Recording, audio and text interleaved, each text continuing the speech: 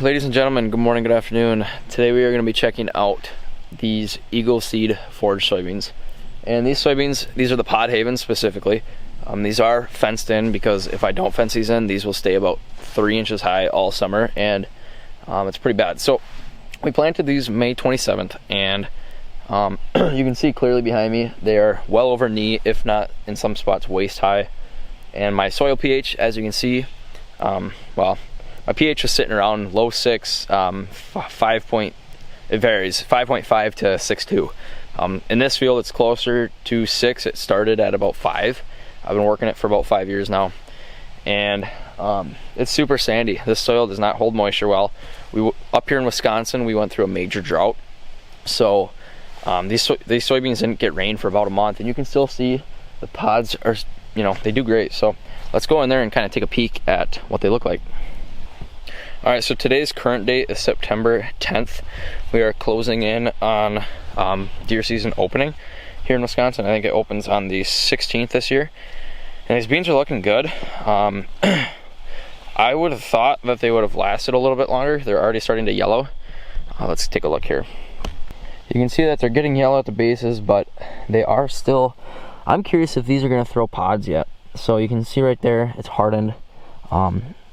All of these leaves are folded over because we are in a little bit of a drought right now. You can still see that the soil is kind of damp, but it's actually not bad. But I'd be curious if these top ones throw pods. It looks like they are right here, but I'd be curious if that continues to grow. But you can see that, like, here's a plant right here.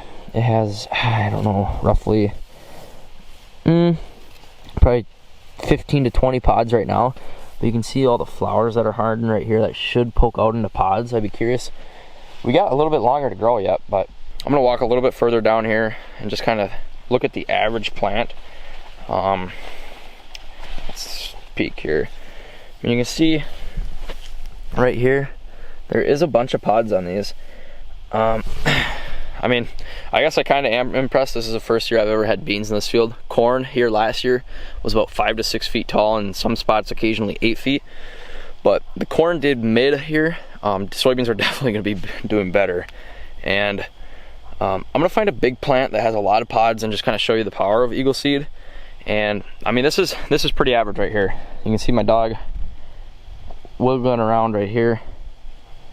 But she's probably just above knee tall on me, and she is, you can just see her tail running. But the average plant in this type of soil does look like that.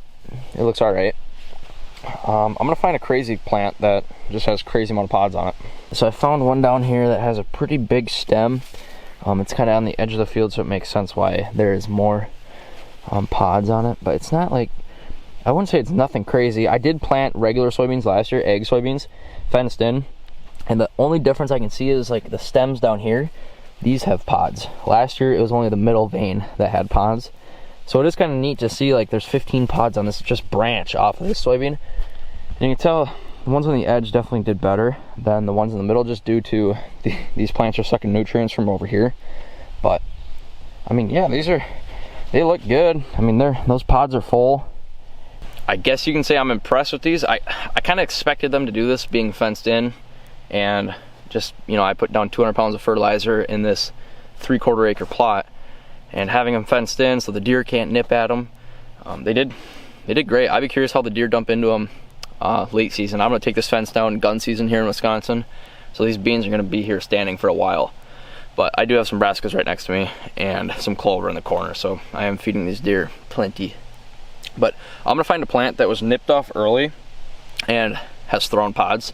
So it's split, say it does get, if you don't have your beans fenced in and they get nipped off right away, kind of what you can expect for a plant. So let me go find one. So this isn't a great comparison considering the beans down there look great and this is a little shittier soil, but you can take a peek right here. You can see how the plant split down there, right at the base. See that? So the plant did split, and there's still a substantial amount of pods on here. So it is living up to the Podhaven name. I bet you there's 30-40 pods on this plant, which is a lot better than what we got last year. So I'm still so curious if like these are gonna pop out into beans right here at the very tip top. So I do believe that they are definitely different than an egg soybean. I mean, clearly they're a lot more expensive, and they're designed for deer production. So like I said, I'm not impressed, but I'm not unimpressed. Like, this is kind of what I expected them to do. So yeah, I guess it kind of wraps up Eagle Seed forage soybeans and the time frame of planting late May and the time frame of early September right now. So I'm pretty impressed. They are just starting to turn yellow, and I said though the tops are going to keep shooting out leaves, so I'll be curious if that happens. I'm going to keep this video updated. I'm going to post comments in this video so you guys can kind of read below how they're doing still, and I'll post timestamps. So if you guys want me to make an update video late season, you know, when the deer are hammering these, I can certainly do that too. But thank you guys for watching. If you have any questions about Eagle Seed forage soybeans, I will do my best to answer them. And yeah, put them down below. I will see you guys next time, and hopefully these beans do justice and bring in a big buck. So thank you guys for watching, and good luck hunting this year.